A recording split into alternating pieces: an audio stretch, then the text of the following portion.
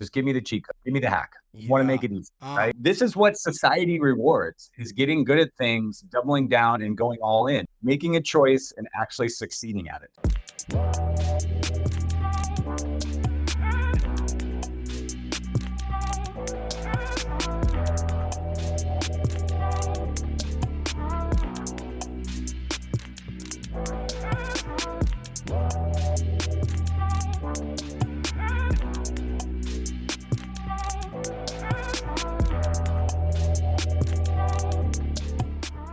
Welcome to the episode of the Profitable Property Management Podcast. I'm your host, Jordan Mueller.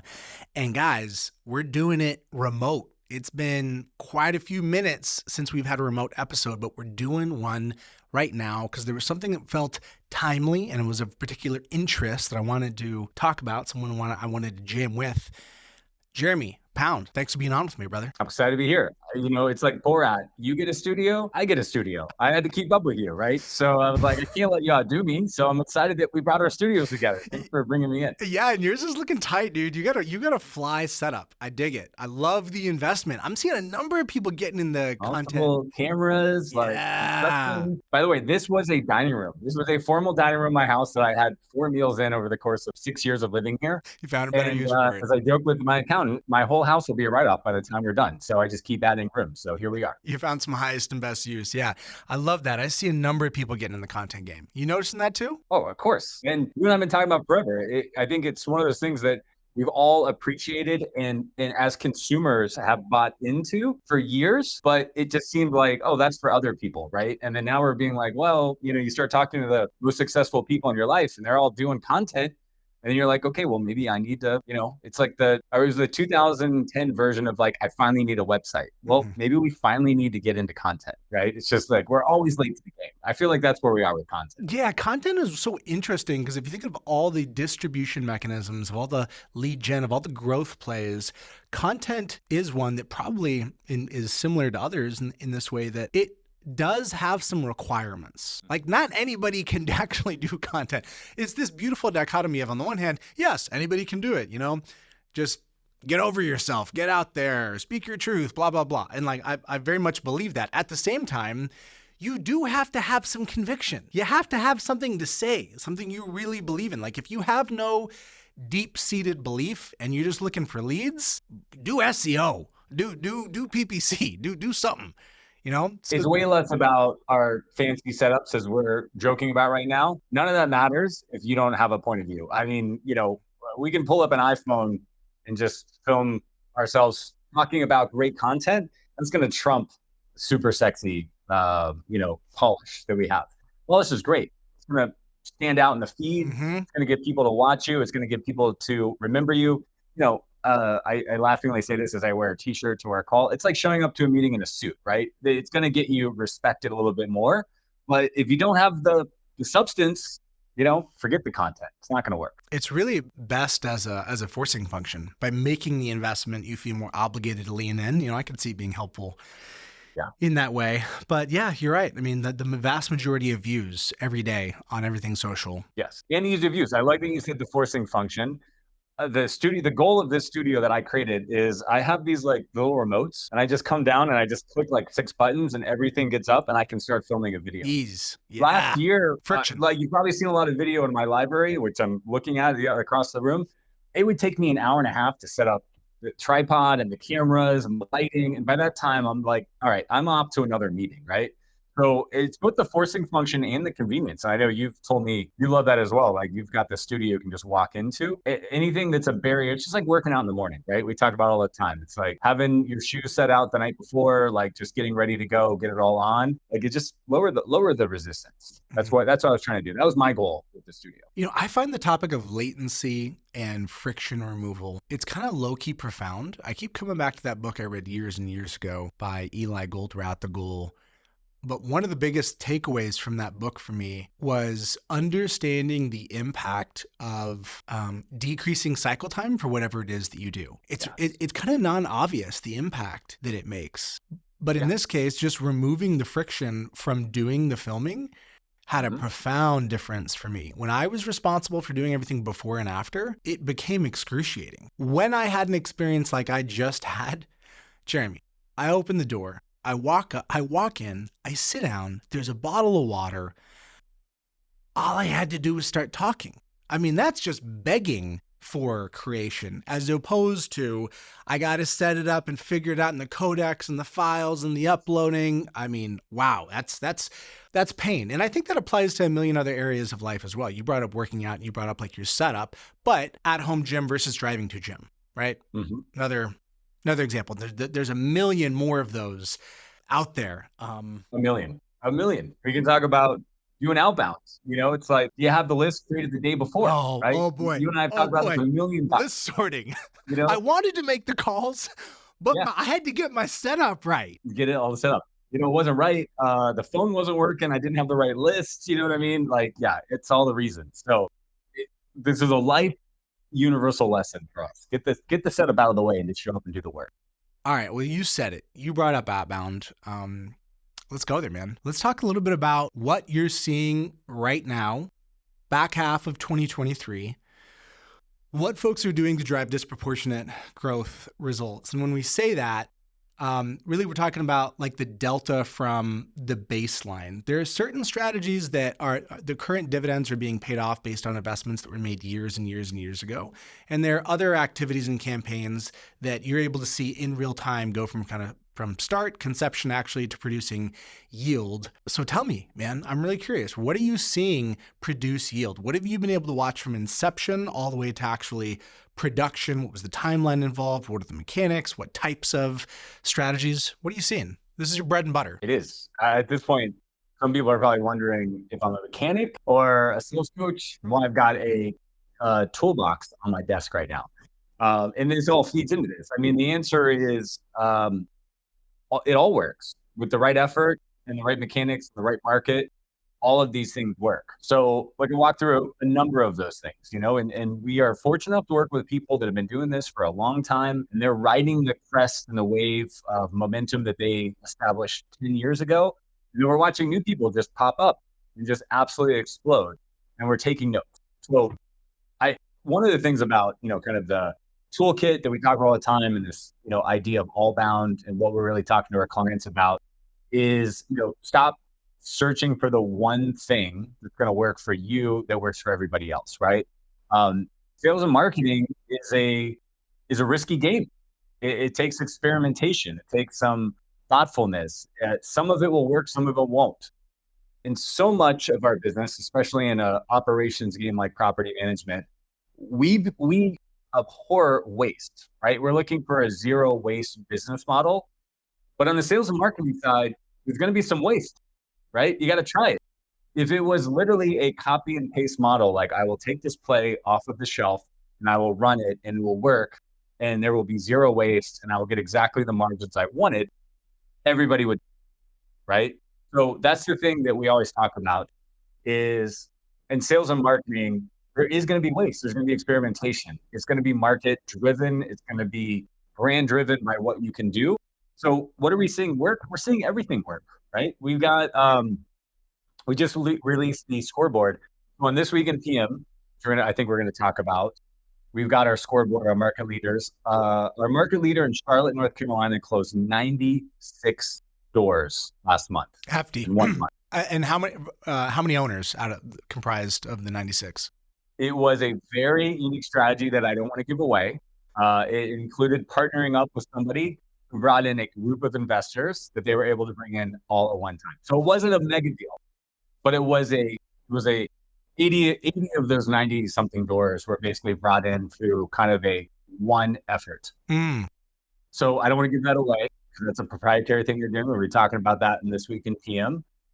Just below that, we've got, our good friend, Mark Ainley, with his podcast in Chicago, perennial leader on the leaderboard. I think they're closing somewhere between 50 and 60 doors a month. He is a local celebrity in Chicago. He's got the best podcast. He's got events. People show up. I think you can relate, Jordan. If you and I meet somebody at NARPM National and they walk up and they say, "Hey, what's working for lead gen?" And they say, "Yeah, just start a podcast." Going back to the beginning of the call, create content, build it for 3 years, spend all this money on it, and you'll start closing 50 doors a month. It's probably not the answer they were looking for when they were like, "What's working in lead gen?" Right? They're just going to gloss over and be like, well, that sounds great for them. Not going to do that. On the flip side, SEO is working. Good old fashioned cold calling investors is working. Having your shingle out and taking advantage of all of these accidental investors that are coming is working. Real estate agent networking is working. It's been working forever. Pay-per-click is working. Pay-per-lead is working. Even though we think it's super expensive, we've still got clients that are crushing it with a pay-per-lead kind of model with like an all PM or a geek or something like that. So the truth is, it's all working.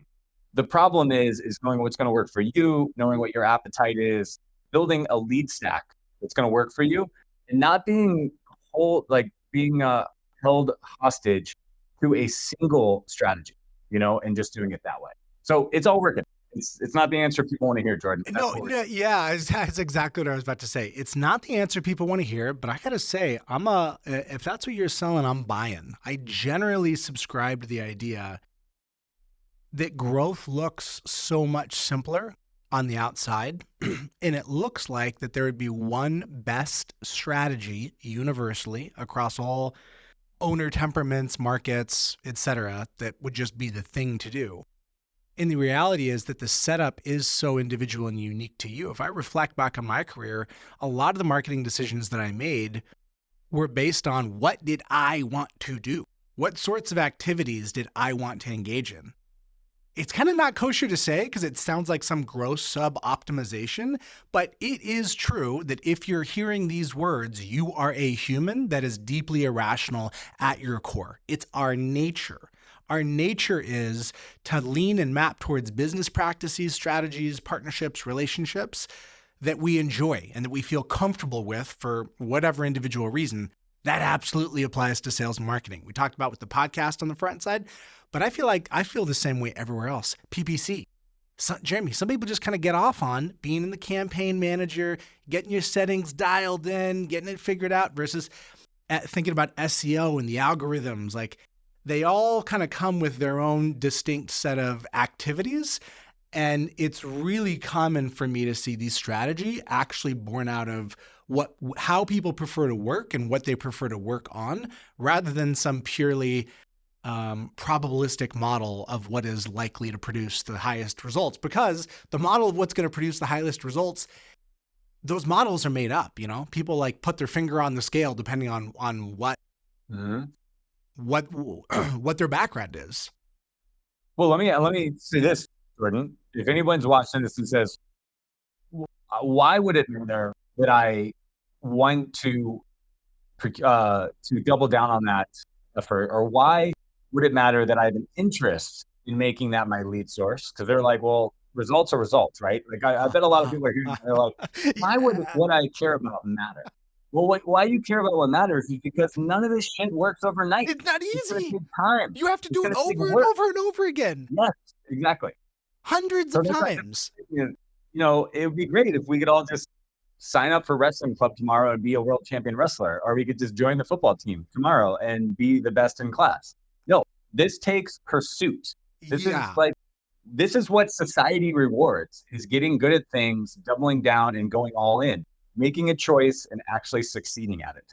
And you and I both get these calls all the time. Just give me the cheat code. Give me the hack. I want to make it easy, right? And I'm out for me, coach. Put me in. Whatever you say, I'm going to do. Yes. Well, I mean, we can tell them what to do. A good coach is going to save you a ton of time. A coach is going to help you stay on the path, but it's still going to take time. It's still going to take money. And I'm not saying that, Jordan. Some people can solve their lead gen problem by just spending lots of amounts of money. Yeah. Well, that's okay. Your skill and will is the key primary input. I get this lead simple is a frame for me. When someone signs up and pays money, in some cases, there's the perception that what they are paying is what came on the invoice. What you're paying to get set up and to rebuild the processes and the infrastructure for your business, what you paid wasn't what was on the invoice. It was your time, the awareness, your team. You spent tens of hours, in some cases, hundreds of hours. And certainly with growth, that's going to be the case, that you're going to spend hundreds of hours on this. So how could your interest or enjoyment not be relevant?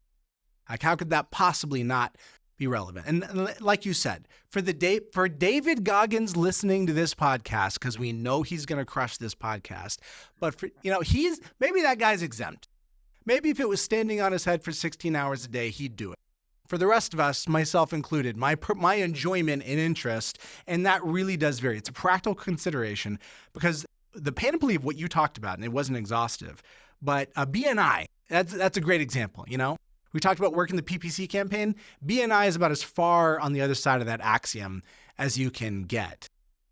How do you experience this, and how do you interact with the difference in the temperament of the operators you're helping and how you help navigate that to actual activities and channel strategies to pursue? Yeah, it's a great question. I wish there was a perfect recipe and said, I'm going to give you a personality test, Jordan, and based on your personality, this is what you should go. I mean, it's not there, right? I think the only answer I know, and I'm open to feedback on this, is you need exposure to what's possible. So the thing that we always try to do is show our community and the industry in general. I'm sure you've seen this with our webinars and the events we do and all the collaboration we've had with you and with Profit Coach. All we want to do is expose you to the ways people are winning. And I know that this is, maybe a bias I have as an entrepreneur, is then I'm going to self-select and say, hey, that's how I'm going to build my company. That's what I care about. Right. Or I have a peer or a mentor of mine that I really respect. And this is how Jordan is building his company. And you know what? I like how it's working for him. I'd like to model that. I like to find somebody who knows how to do that. So in reality, the answer for me is I just need to expose as many people as possible to as many ways to do it as possible. And then be very open with the pros and the cons and say, hey, this is a sweat equity opportunity. This is a check equity opportunity. This is a long-term play that's going to drive down the costs and it's going to create bigger outcome. This is a short-term win. So, I think it's easy to use the real estate analogies so much with property management because so many of us are in real estate. So when you contrast like flipping properties versus wholesaling, which are all about getting cash early, versus long-time portfolio building, creating properties and actually, syndicating those and creating that, which is longer term opportunities. Those are huge exits that take forever to get to versus I need money tomorrow. So it's the same thing. It really is. What's your parameter to run your business? If you're barely getting by and you need to grow, all you care about is where your next 10 doors are coming from. Let's have a conversation around where it works for that. If you're in this for the long haul and you're out there flipping properties like crazy, you've got other businesses, and this property management thing is really the long-term play. We get a lot of calls from transactional brokerages who are doing just fine. And they're like, well, I just really like to get to a couple thousand doors over the next 10, 15 years, because that's residual income that's going to pay us forever. It's going to take care of my portfolio. That's an entirely different marketing strategy.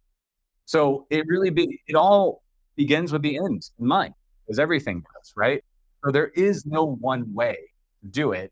And if your goal is to build 2,000 doors over 20 years, and my goal is to stay in the business for the next 2 years so I can survive, we're going to do different things, and that's what we've really got to take into consideration. Yeah. I mean, there are so many different ways to skin the cat, but when we think about the commonalities amongst folks that are growing aggressively, that have figured out growth, quote unquote, we've parked on the fact that it's less of a knowledge gap and more of an intention gap of like how much of a priority is it for you? And there's no judgment in that. Like there's definitely no right or wrong answer to that question, but it's how much of a priority is it for you personally, not to delegate or stroke a check, but to lend your own mental gaze and stare at it for an extended period of time. But the common patterns that I see, and I'm sure I want to hear your feedback as well. Common pattern that I see is that this was made a top priority for an extended period of time, that the owner found a strategy that they do deeply enjoy. Like it plays to their strengths, whatever those are. And they leaned in financially to the point where they operationalize the function. there was some muscle executing their will with it. It wasn't, it didn't like stay on them the entire time. That's a key step I see at the end. Those are three things that just feel obvious to me and really stick out as like a repeated pattern. What do you see? Well, I actually love that you bring that up, because just like anything else, I feel, and this could just be bias of mine, that most of the owners I talk to think that 90% of business falls into this category, that you can figure it out, you can systematize it, you can delegate it, you can expect repeatable results. And then there's 10% of your business, like, well, it just happens. Like, it's sales and marketing. Like, you're either good at it or you're not good at it. And from the beginning, Jordan, I think you and I have rallied around this concept that anything that is worth doing long term has to be able to be systematized and delegated, and you should be able to expect consistent returns, right? As when we were business partners, I go back to that all the time. You and I had lots of conversations. There were a lot of things you could do, and you would challenge me on them, and we would both talk and be like, yeah, we could do this. This is going to be a huge boost. But is that sustainable? Is that something we're going to be doing over and over again? So as much as we want the owner to want to do it, which is what takes you to get, kind of that first, get it off the a ground. great analogy for this that I talk about all the time is it takes 90% of the rocket's fuel to get out of the atmosphere. Exactly. Right? Yeah. Something you and I talk about all the time. It's going to take nothing but human will to get you there. But then at some point, you're going to have to say, is this sustainable? Can I systematize this? Can I teach this? There are some things in our businesses that Jeremy and Jordan can do that probably is not hand-offable to somebody else, right? And so if we want to really grow a good company, we need to use that as a crutch, as a catalyst, as like infusion juice to hit goals. But then we need to be thinking as a business, as a leader, how am I really creating enterprise value? What is possible? What can I create? And so that's just something, we're always having conversations with our owner. Is this something you're just going to do short term, or is this a scalable thing that you need to do? Yeah. Can I answer your question? Well, you can back into it a number of different ways. I think like where my mind goes here is unique ability. There's scalability of like, do I have the bandwidth or have the time? That's a very meaningful lens. I've had a number of activities that I knew I could really do some exciting stuff with for like a quarter. And then after that, the quality of me doing it would just go down and down and down. And that's sad. I've seen that movie multiple times. Realistic though. It is. Yes. Time is finite. That is a fact. But unique ability is another lens of like, where should I be focusing? What would I not be able to or not want to delegate because I'm so good at it? It's what I'm here to be doing. Focus on that stuff, double down on that stuff. And as you scale, my experience is that more and more is just ripped out of my hands. It's the obvious consequence of scaling. I've had this stuff I've babysit, I've held on to, I've kind of micromanaged, and it's all just slowly, violently pulled out of your hands because things get bigger. You can't keep your hands on it. So obviously it's possible that it can be delegated. It's, do you assign value in that exercise? And are you willing to get over that hump of standing it up and then passing it off? But it's definitely the pattern of what folks do in order to get anywhere with this stuff. Yeah. You mentioned like pay per lead.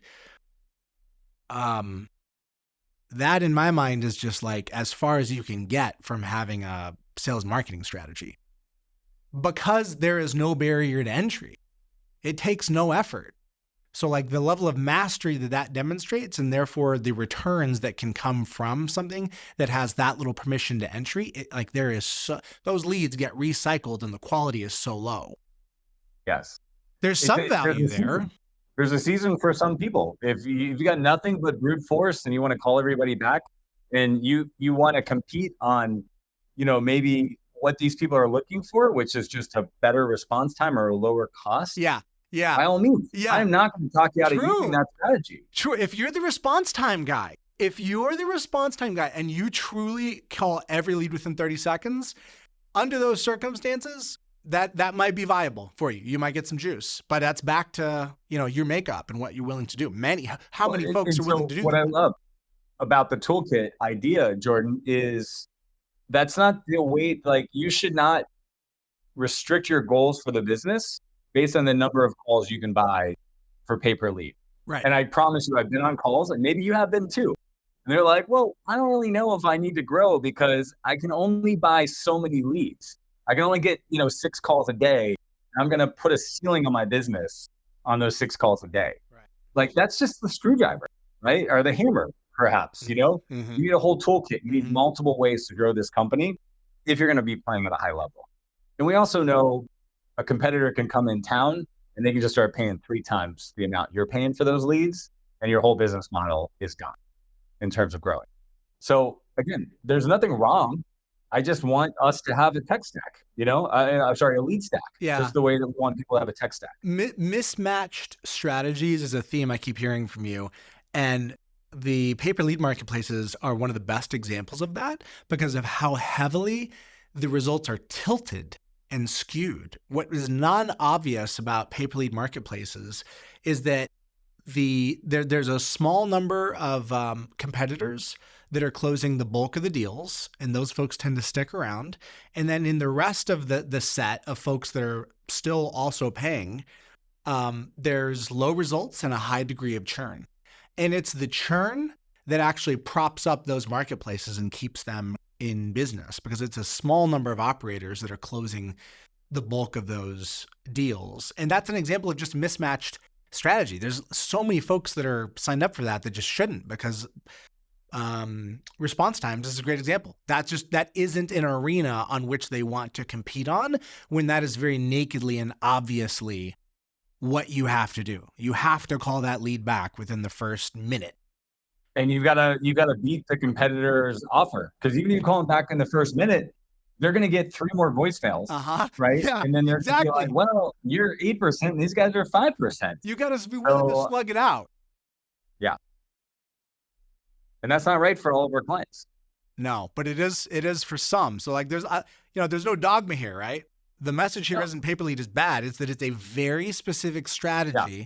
And if you're not willing to operate exactly on that strategy, move on. There's better pastures. And my argument is it's a hammer, right? In the toolkit, you can't build your company and hit your goals with just a hammer. Yeah. Right? You need other tools. Right. That's really the point. It's okay. It's just not here to save you. So we're talking about channel strategy. Let's pivot.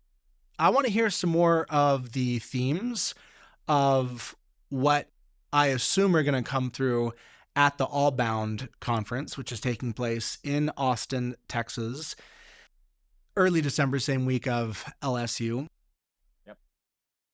I want to hear about what you have teed up and use that as kind of a proxy for what you prioritize. Like the agenda there reflects what you're currently prioritizing and thinking people need to know and understand and what's going on in the market.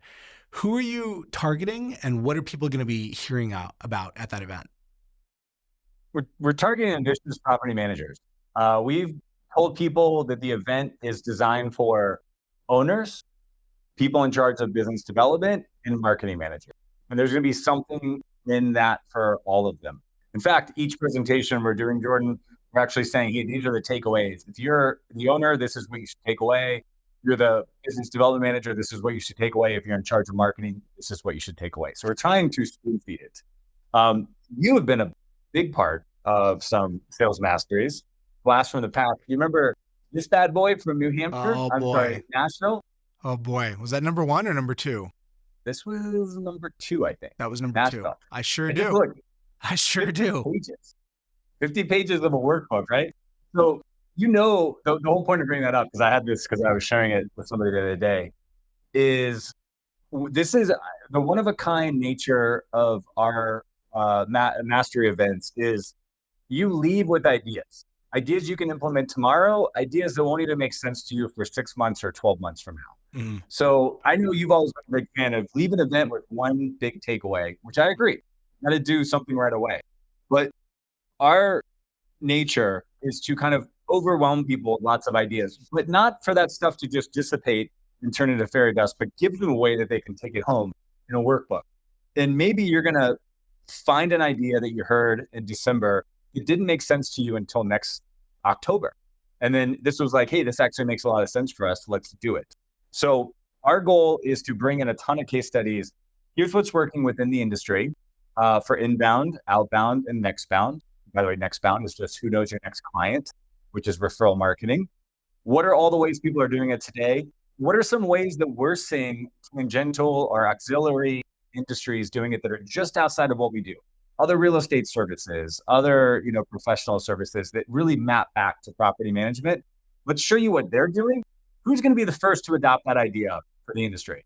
I'm going to be repetitive on this, Jordan. When you brought me in this industry, we went to conferences. Everybody said, if they don't do it in property management, don't listen to them. It's not a good idea, right? That was like every conference you took me to. Those guys don't know what they're doing. It doesn't work in property management. Since then, in the last 5 years, I think you and I have seen the most innovative companies take ideas from other industries and bring them into the industry. And that's a theme of what RentScale is all about. It's a theme of what I'm about. I think you are the same way. Let's bring ideas that are just outside the realm of what we do. And let's just look at these brilliant people, find a way to make it work for them. So that's my goal. That's really who the conference is for. So I'm hearing the focus here is there's a lot encompassed in that. What I think about, if my intent was to grow, to show up and blow up in 2024, what I would be showing up for: content, strategy, yes. Get clear broadly, directionally. Like directionally, where am I headed? You know me, I lean more on the vision side. So I'm like high level direction. But the other takeaway for me, what I would most definitely be bent on if this was my priority in 2024, running SFR property management company, would be the connections and the relationships of the people that I'm going to call repeatedly to see, hey, what's up? I'm trying this. I've done that. What's working for you? What's your offer look like right now? How are you handling pressure from people with large portfolios? What's going on with ops? So you running into any bottlenecks when you hand deals off? Is that jamming you up at all? Those types of conversations, that's where the money is at. And when you come to an event like this, if that is your intention, it's really straightforward, like that will happen for you if that is your intention. And I think that that's an incredibly useful intention. I mean, relationships, sharing that kind of context, that's where so much of the insight that's come up for me in my career. And I'm seeing a growing edge of folks in the organization that are not just the company owner doing that. I don't know if I've ever articulated this, but I'd say over the last 2 years, I've seen a bit more of that happening. I've seen examples of integrators or general manager or COO, whatever title you want to use, number twos, syncing up and getting together. I've seen at least one group of that is taking place in Profit Coach right now. I'm seeing another example for maintenance. I've seen maintenance coordinators having a mastermind. Mm-hmm. Obviously, we've seen that with the BDM function with Scale Club. How many folks are in Scale Club right now? Ballpark? Yeah, we're close to 70 people, which is about 60 companies. And yeah, I think we've even had some Scale Club members, leave Scale Club and then start their own businesses together. So talk about masterminding, right? We definitely spurred that kind of relationship. That's true. That's a fact. That's a fact. I was on a call very early this morning with an integrator, and she said, thanks to Profit Coach, I'm meeting other integrators in the same business. So I didn't know you guys were doing that over Profit Coach, but I heard that literally at first call this morning. So I love the very specific masterminds that are coming out of this kind of collaboration. Yes, absolutely. So the last thing that comes to mind for me in terms of takeaways, if I'm putting myself in the shoes of someone listening and being at the event, is around setting expectations for 2024. And baby, it is November. We're coming into Thanksgiving. Forecasting. It's like low-key consuming my life right now. I'm in meeting after meeting and it's ground and pound. I'm getting ready. And our financial year doesn't even start until February 1st because we're offset by a month. So I'm further ahead than I've been in the past. I'm getting a lot of lift out of it. I'm curious for you.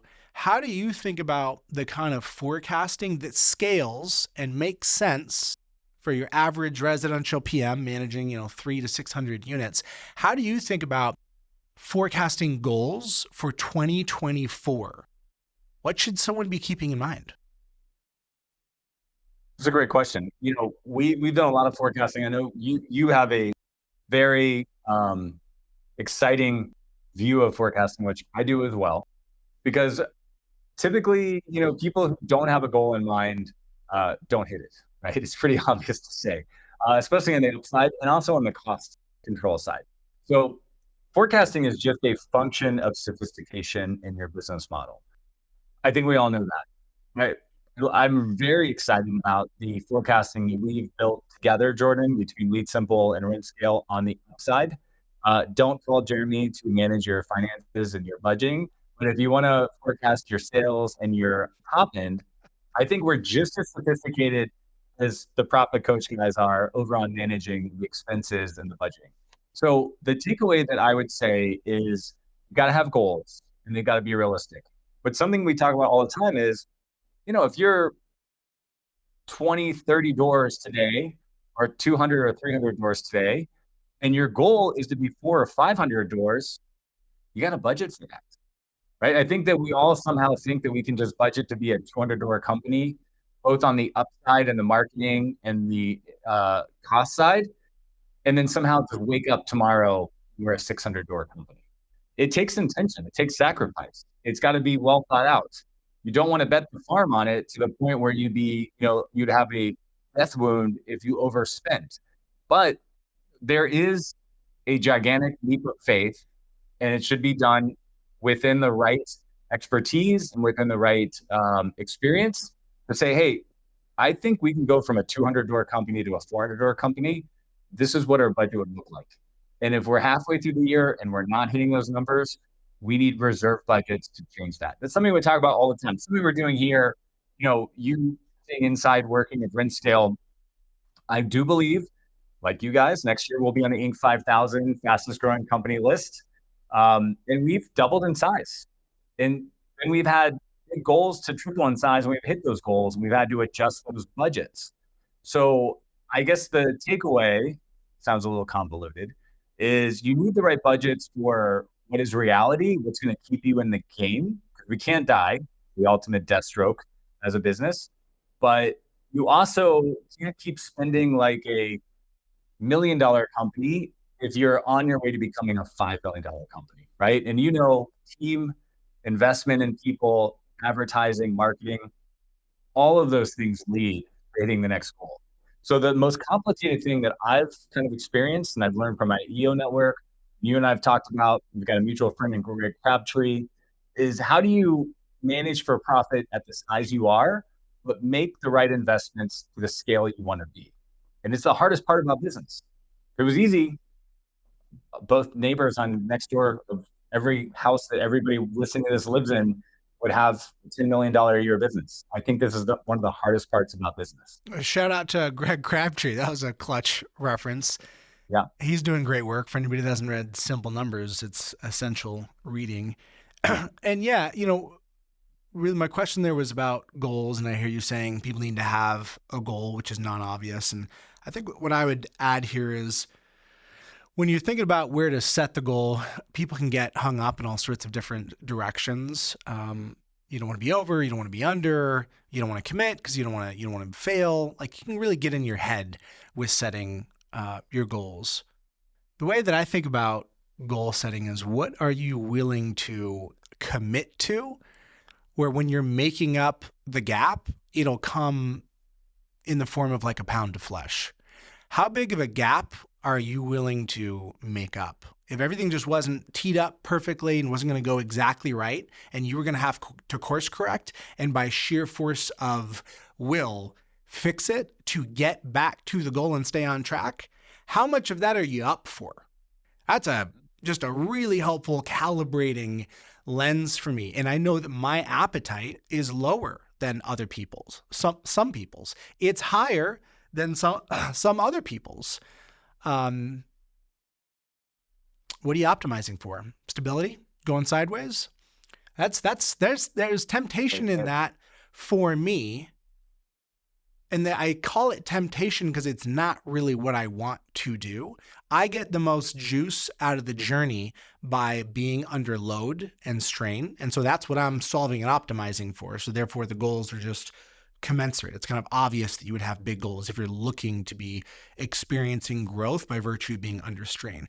However, we both know that when you go sideways, if you just go sideways, the tenor, the tone, the vibe, the ethos, it feels different. Instead of feeling like, yet again, I have no idea what I'm doing because I've never done this before, you get to a place of like, okay, this is somewhat comfortable. This is familiar. And somewhere in that nexus is where everybody has to calibrate. And the counsel for me is just to be maximally honest with yourself and not aspirational about your level of ambition. Be honest about exactly how ambitious you are. No more, no less, whatever that is. That's my guiding feedback. How does that land with you? Yeah, I mean, I hesitate because I'm super ambitious. And you've seen that in me, much like me.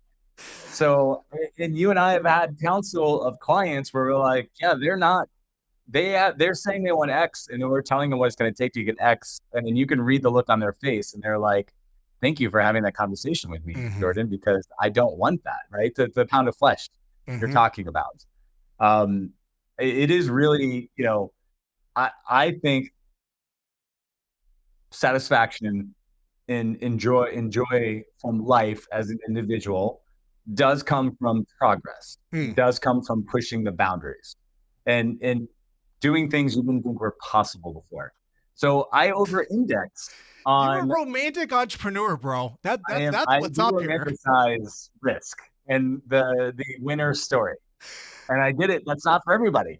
So that's me holding back because I know I've got 50 clients that like I wouldn't give them that advice because I've got to know them and they don't want to do it. So I'm always pushing people, and maybe that's the Uh, gift I have to give to the people in my well, proximity. I mean, Is trying to give them. that's why people are coming to you, right? They're self-electing, saying, "Push me, like help me to get up there." I've done that, man. Like the coaching relationships I've worked with, that's all it was. It was a push, taken to a deeply uncomfortable place, and it's produced some stuff I'm really proud of and grateful for. There should be no court-ordered coaching relationships. It's got to be self-selected. It's not going to work, right? It's not going to work if they're like, no, you just need to go see Jordan. He's going to teach you to think bigger, Yeah. be healthier, do something different. Like, it's not going to work.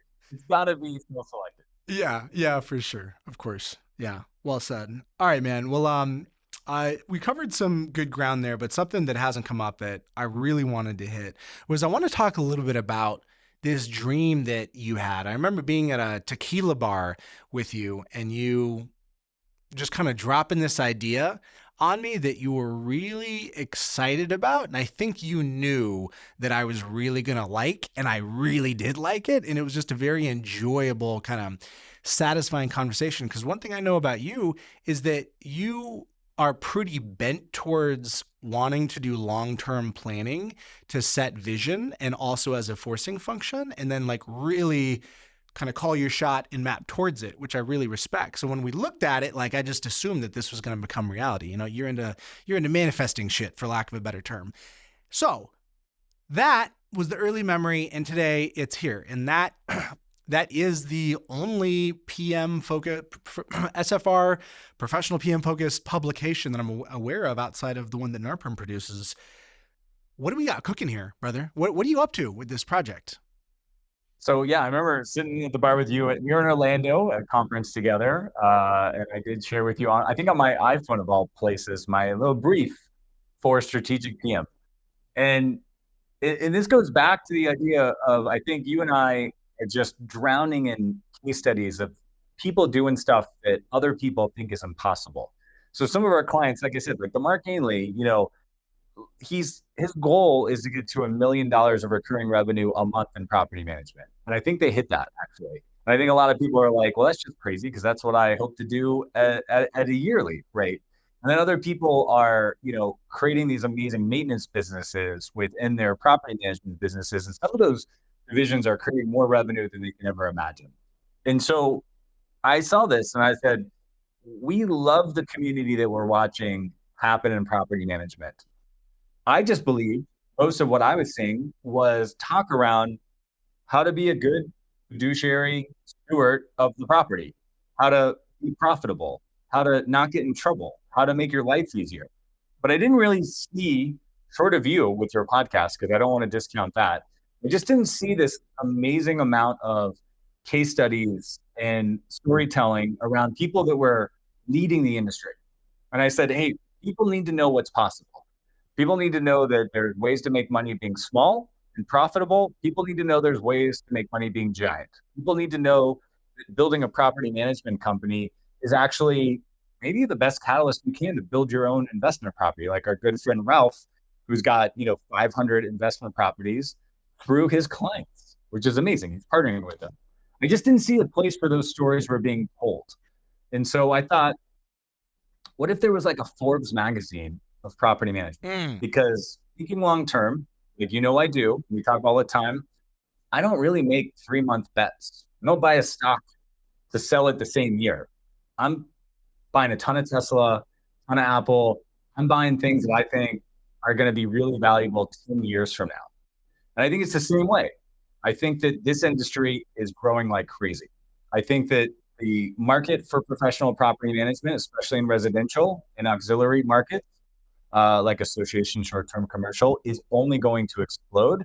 And I think they're going to be looking for leadership. And so I didn't see that need being filled. So we came up with Strategic PM. We have a quarterly magazine. We have about 10,000 mailing addresses. So if you don't have it yet, go to strategicpm.com and sign up. They're mailing now, and they'll mail every quarter. And it's a full-on glossy print magazine because there's a huge deficit of people online that are actually participating in the community. And it's hard to get email addresses that people respond to. It's hard to get phone numbers that people answer. But you know what we can do? We can get everybody's office address. And if a glossy magazine shows up in their office talking about their peers doing great things, I think people will start to glom onto that and want to know more about it. So we have Strategic PM, the mailing magazine, and then we have This Week in PM. I built this studio out in the dining room, which is crazy. I swap out my rent scale on light for This Week in PM.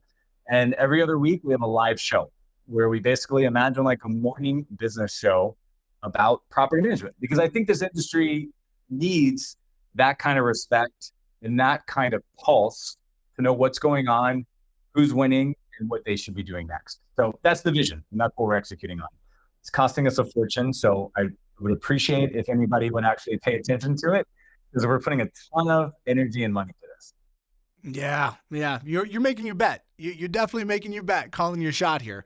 I love that. I love getting to witness that. I think what was interesting to me is, and what's just generally appealing to me, is celebration of the operator. Back to the whole comment I made about, that romantic flavor of entrepreneurship. That very much appeals to me as well. That's one way to phrase it. Another way is just like acknowledgement for people in the industry that are doing cool stuff to be seen and be celebrated. That gives me joy to witness. So, like the magazine shot of Brandon, my guy, Brandon Skolton, Key Runner Denver. I've known this guy for a minute, and just seeing him on the cover of the magazine, I don't know, it was cool. It was gratifying. It was like, yeah, the romanticism that he has built a $1,000 company by wanting to be the best place in Denver to work, right? Like, how much conversation is happening about investing in your people in property management? He's like, so there's a lot of that. value in Yeah. offshoring and in automating and in software, but who's really talking about investing in your people? And then he's here at $1,000, super profitable. I think he's one of the most profitable in his franchise because he invests in his people. Nobody's talking about that. So I just want to make sure we're telling those stories. He's always had that disposition to make those types of investments and been really vocal about it. So yeah, I mean, that and 1,000 other stories. And that's what's interesting to me. Like, story, narrative, it is what drives us. It is what shapes and crafts us. And you're leaning into it. So just for maximal clarity, brother, like, somebody's like, give it to me, I want it. How do they sign up to begin getting this? Go to strategicpm.com, the website. You just click on sign up. You can create a free online sign up. You can also add your mailing address if you want the glossy full cover magazine. Go to any of the social profiles for a strategic PM, Facebook, YouTube, Twitter, LinkedIn, and you're going to get, if you subscribe, you're going to get the live video show that we do every other Thursday. The irony is, I know it's called This Week in PM, Jordan, but they feel like it takes us 2 weeks to come up with a great episode. I always feel like I have to defend that, but it does. We put a ton of time in it, so it's This Week in PM. Every other week in PM.com. Yeah. we just think every other week had the same sizzle. So I love it. All right, dude. I love jamming with you. I'm excited to have you in my city later this year. That's going to be a really fire week. So looking forward to that. And I love seeing what you're doing in the industry, the ways in which you're giving back, highlighting, celebrating operators. And yeah, man, I'm glad to be in this. The industry is richer because you're in it. So thank you. Well, thank you. You brought me into this industry. Let's not forget. So I am here because you brought me in, and yeah, I think I'm just building, I'm scaffolding on your shoulders, right? I'm in my own little niche. That's really kind. What you saw. That's really, really kind. Yeah. Maybe a bit of an overstatement there. I mean, you've come and you've added a ton of value, but I am glad that whatever that initial contact was, many. Yeah, it's on top of the fundamentals that you brought. You know what I mean? So yes, I gotta call it what it is. I'm adding value in my own little way, but it's only because you set the foundation. I think like the takeaway for anybody that's hearing that is like when you meet somebody that shares the same POV, and I don't know about you, brother, but that comes up for me. It's not just like background accomplishments. Like I do have a specific POV, and in our initial interactions, I could just tell that we were fairly synced up on how we saw some things. So that made it a lot easier. So yeah, if you're listening to this, like one takeaway for today is who are the people in business that you find that you just kind of relate similarly to how business should be done, and how do you get yourself in more rooms with people like that? Final parting takeaway for me, one last piece of advice for you, Jeremy. If you had one last piece of advice for an operator listening to this, what is it? I think I got to go back to what I have the shirt on. So this is something we've talked about from early days, Jordan, more doors, less trauma. It means a lot to me. It can be easy to misunderstand, but the less drama part is the people part, right? As an entrepreneur, you and I have had this conversation, Jordan. Nothing affects our quality of life more than our clients and our staff. And so the less drama comes from be good enough to attract the right clients that you want. Be intentional enough to attract the right clients. And be good enough to attract and keep the right people. And your life as an entrepreneur is going to be far more enjoyable. It's just going to keep you in the game longer and afford you the opportunity to get So start with the people. That's more doors, less love. I love it. Yeah, that's a whole nother podcast episode right there. We'll have to pick that one up another time. All right. As always, it was great jamming with you. Loved it. Thanks for coming on the show, brother. Appreciate you. Thanks for having me, man. See you soon. Until next time. That's it for this episode. Hope you enjoyed it. You can check out other episodes along the way. If you're watching this on YouTube, appreciate a subscribe. Any comments, I'm always here to engage. If you're listening on an audio platform, would really appreciate a review. It's a great way to help other people find out about the show.